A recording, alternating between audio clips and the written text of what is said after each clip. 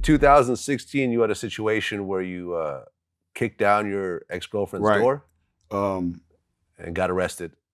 yeah, and sent back to prison. And that Yep. played that played out again within that DA that I kind of spoke on in regards to that. You know, it was one of those situations where, you know, I was in a relationship. We had a bad argument based on, you know, money that I had in the home, you know what I'm saying? And, you know, I wanted to get my money and she felt a certain way. And I was like, "Nah, you gonna open that door and let me get what belongs to me, you know what I'm saying? A large sum of money. And, you know, I end up becoming a little irate, kicking the door, and I never stepped foot in the house. Cause once the door came open, she just threw the bag outside. It was like, you know, but even out of that situation, I kind of regret it because, you know, she had her children there and shit like that, bro. And it was just me becoming irate. And I could have avoided that, you know, honestly. So Yeah. out of that, she became so irate where the police got involved. And you know, once my name was uh coming across those airwaves, I was still on federal probation at the time.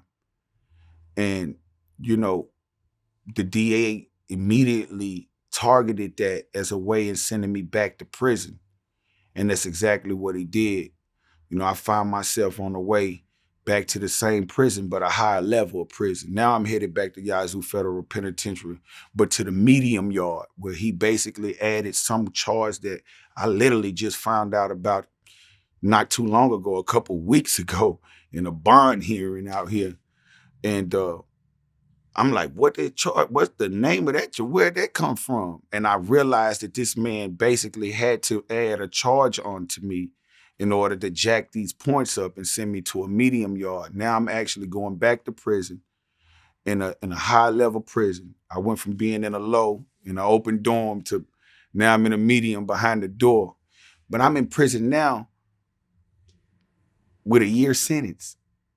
But now I'm in here with everybody that got 80 years, 40 years, 30 years, you know, in one of the most livest, rockingest prisons and federal prisons that you could be in, Yazoo, you know, with the same penitentiary number, 2066975, just walking a different yard.